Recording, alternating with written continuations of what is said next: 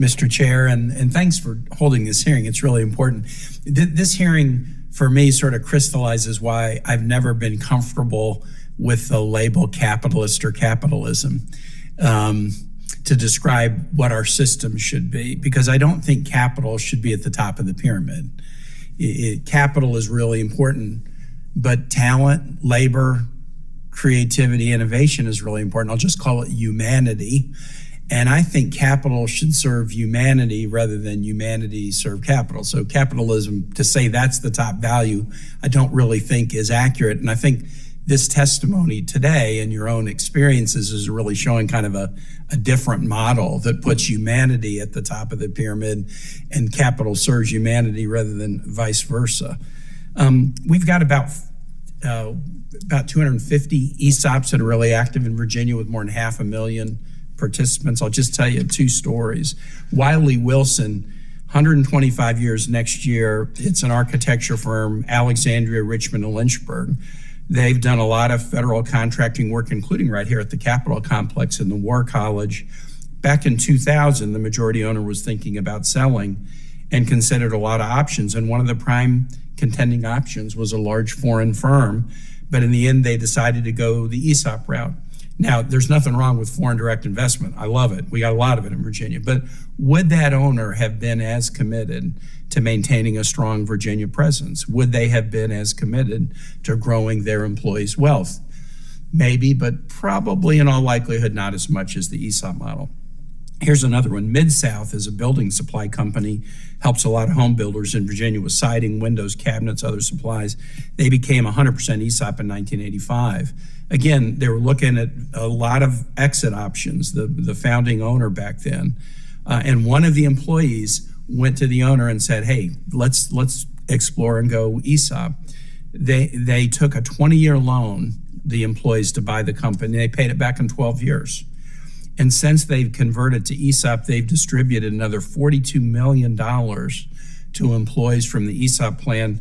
They've paid back the initial debt 6 times over in what they have contributed both to pay back the debt and to employees. Right now, they have more than 20 employees at the company that have more than $1 million balance in ownership in the company. And the average of these 500,000 Virginians who participate in ESOPs is they have a balance in excess of $100,000 in ownership. I have applaud my colleague, Senator Marshall, trying to deal with this valuation question. When the ESOP model was created by the DOL 50 years ago, they were charged by Congress with developing a regulation on valuation. And guess what? 50 years later, they haven't. They've started it a couple of times and then pulled it back as recently as a couple of years ago. And the valuation question is really important. We have a lot of experts in the room, but we have some who like the concept aren't experts. You have an owner. That owner is entitled to fair market value for this business. So you could put it out for sale to a whole lot of people and get offers. And so the owner shouldn't be forced to sell it at a big discount to employees. So the owner should get adequate consideration, much as the owner would if the owner was exploring other exit options. But because the purchase involves employees taking on a lot of debt, you also don't want the owner to charge really more than the company is worth, with individuals who are the employees then taking on more debt than they should. And so you're trying to hit this sweet spot of not requiring the owner to sell at a discount, but also not putting too much debt on the backs of the employees who have to pay it back.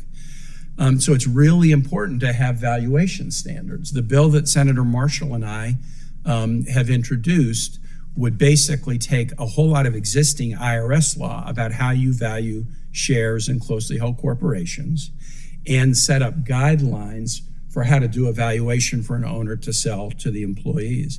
We would not forestall the ability of the DOL to do additional guidance should they choose to, but we would use well-accepted IRS principles for valuing companies. And what we would do is give a seller a safe harbor. If you follow the provisions in our legislation, well-accepted IRS provisions for valuing companies, then somebody can't come back against you years later and say, you charged us too much and you put too much debt on the shoulders of employees, and then people try to undo a transaction. Mr. Dupuy and Mr. Rourke, you said you've known folks that have decided not to go the ESOP route because of valuation questions, and it's the uncertainty of having somebody come back against you later and claim that the valuation that you did that was inaccurate that we're trying to solve with this bill that we're putting in. And again, we're using well-established IRS principles for valuation, but also allowing the DOL to do future tightening up or additional regulations should they need it. So I hope my colleagues might support it. But thank you all for sharing your stories, because I think these are really, really powerful stories, and then they show that at the top of the pyramid in our economy, it should be humanity, and capital should serve humanity rather than vice versa. Thanks a lot.